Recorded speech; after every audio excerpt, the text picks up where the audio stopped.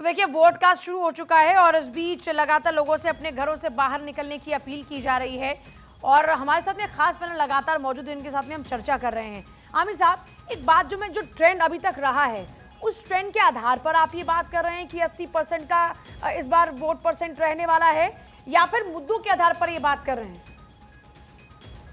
देखिए, जनता बड़ी होशियार है। जनता जो है चाहती है कि जब अपने प्रतिनिधि को चुने और वो आगे आके वोट करेंगे।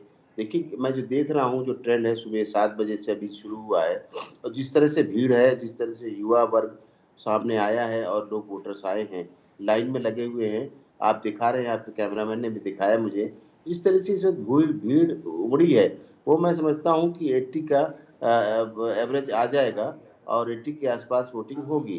क्यों? क्योंकि ये छोटी स्टेट है और यहाँ पे लास्ट में चुनाव हो रहा है और लोगों ने देखा है चारों तरफ और यहाँ जिस तरह कैंपेन हुआ है हर पार्टी का और तो उन्होंने मतदाताओं को अपनी पूरे ताकत लगा दी है कि मतदाता उनको वोट दें। तो हर पार्टी जब तक वोटर बाहर नहीं आएगा, तब तक उनको वोट कैसे मिलेगा? तो हर पार्टी ने अपना ज़ोर लगाया, चाहे वो कांग्रेस हो या वो बीजेपी हो या वो टीआरएस हो।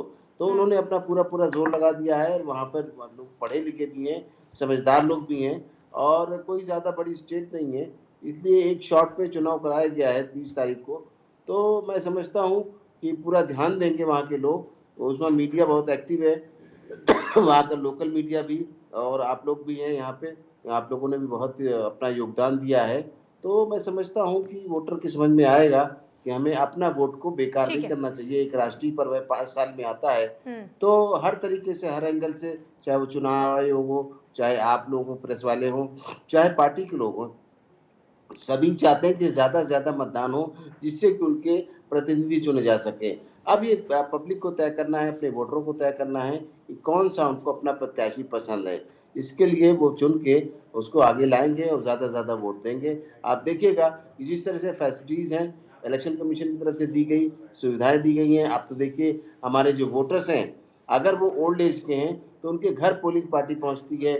जो सर्विस वाले हैं, उन्होंने तो भेजा ही है, बैलेट वोट आएगा, ठीक, डाक मतलब में सुबह आएगा, सुबह से देखिए इसके हम साथ लोगों को ये तस्वीरें दिखा रहे हैं, सुबह सुबह नेता जी, अब यहाँ तक जी, कि आम जनता पहुंचना शुरू हो चुकी है पोलिंग बूथ पर। लगातार आपके सामने टीवी स्क्रीन पर वो तस्वीरें भी हैं और हम आपसे अपील कर जी, रहे हैं बार बार कि घरों से बाहर निकलिए, वोट कास्ट जरूर कीजिए क्योंकि लोकतंत्र के इस महापर्व में आपके वोट की आहुति बड़ी इंपॉर्टेंट होती है। और जब आप जी। अपनी सरकार चुनते हैं तो अपने मुद्दों को ध्यान में रखें और उनके साथ में पोलिंग बूथ पर पहुंचे और उसके बाद में अपना वोट कास्ट जरूर करें, बार बार अपील कर रहे हैं। संजय मिश्रा भी हमारे साथ में इस वक्त जुड़ चुके हैं। संजय मिश्रा, हर किसी ने अपनी अपनी ओर से पूरी ताकत झोंकी। एक बात निकल कर आई कि पहले मुकाबला सीधे तौर पर बीआरएस वर्सेस कांग्रेस देखा जा रहा था, लेकिन बीजेपी की एंट्री ने मुकाबले को त्रिकोणीय कर दिया। क्या आप देख रहे हैं? पिछली बार सिर्फ एक पर थी बीजेपी, इस बार कहां तक देख रहे हैं? क्या आकलन है आपका? नहीं पूजा जी, मेरा कुछ और सोचना है। मैंने जो देखा है और जो मेरी स्टडी है, ये जो 5 राज्यों में चुनाव हुए हैं, यदि हम देखें तो मेरे नज़र में, यदि हम सिर्फ कांग्रेस को आगे रख करके यदि बात करते हैं तो मेरे नज़र में छत्तीसगढ़ एक नंबर पे हम लेकर आते थे कि वहाँ पे तो कांग्रेस है ही, स्पष्ट दिख रहा है कि कांग्रेस ही आ रही है, कोई लड़ाई नहीं है। दूसरे नंबर पे मध्य प्रदेश में था कि मध्य प्रदेश में भाई 18 साल शिवराज की सरकार है और जनता त्रस्त है, तो कांग्रेस को आनी चाहिए। तीसरे नंबर पे राजस्थान था और मेरा ये सोचना था कि अशोक गहलोत ने ठीक ठाक काम किए हैं, योजनाएं भी उन्होंने ठीक ठाक दी है, जन कल्याणकारी योजनाएं उन्होंने लागू की हैं, तो वहाँ पे कांग्रेस को रिपीट करना चाहिए।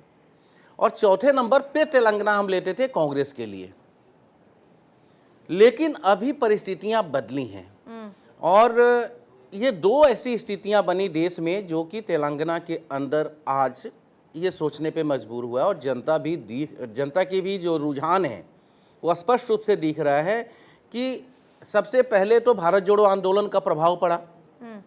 वहाँ पे राहुल गांधी जी को लोगों ने देखा भी, सुना भी और उनके प्रति उनके विचार भी बदले। सेकंड आया कर्नाटका का चुनाव और कर्नाटका के चुनाव के बाद बड़ी तेजी से साउथ की राजनीति बदली है। पहले ऐसा लग रहा था, बीच में यदि आप देखें 2018 में तो बीआरएस शायद 47% वोट के साथ स्वीप किया था। यस। कांग्रेस उस वक्त 28% वोट पे सिमट गई थी। आज की परिस्थितियां बदली हैं। यदि 8-9 जो सर्वे हुए हैं, यदि हम उसे देखें तो आप ये कह रहे हैं कि लगभग 47% का जो आंकड़ा बीआरएस के पास था और 29% ऑलमोस्ट जो है कांग्रेस के पास में था। ये फासला पाटने में राहुल गांधी की भारत जोड़ो यात्रा बहुत महत्वपूर्ण भूमिका निभाएगी। यस, मेरा ये मानना है कि निभाएगी और दिख भी रहा है। ये रिजल्ट में भी शायद दिखेगा। भविष्यवाणी तो हम भविष्य करता तो नहीं है, लेकिन हाँ, जो दिख रहा है, स्थितियाँ जो बदली हैं जिस तरह से देश में, कि 1 नंबर पे तेलंगाना कांग्रेस बड़ा मतलब हमें ये लग रहा है कि कहीं ऐसा ना हो कि तेलंगाना में सबसे ज़्यादा सीट के साथ कांग्रेस आ जाए और वहाँ पे वीआरएस खत्म हो जाए। अब बात आई है 2018 में जो इनको चुनाव था, उसके बाद बीजेपी ने भी अच्छा परिश्रम किया है, ठीक ठाक पैसे लगाए उन्होंने तेलंगाना में, लेकिन वो काम आता दिख नहीं रहा है अभी। और मेरा ये मानना है कि 1 नंबर पे तेलंगाना स्पष्ट रूप से दिख रहा है कि कांग्रेस वहाँ पे सरकार बनाती हुई दिख रही है। ये जनता का अपना एक विचार वहाँ बदला है। चलिए, अब जनता का फैसला क्या रहेगा 3 तारीख को सबके सामने होगा, लेकिन देखिए ताकत हर किसी ने झोंकी है। सर्वेश पाठक भी हमारे साथ में इस वक्त जुड़ चुके हैं। सर्वेश पाठक हमारे साथ में पॉलिटिकल एनालिस्ट हैं। सभी के साथ में चर्चा आगे भी जारी रहेगी, लेकिन फिलहाल बहुत ही छोटे से ब्रेक के लिए यहाँ पर रुकना होगा। लेकिन तेलंगाना विधानसभा चुनाव को लेकर भारत 24 पर महा कवरेज लगातार जारी है। घरों से बाहर निकलिए, वोट का जरूर कीजिए। एक बार फिर से अपील।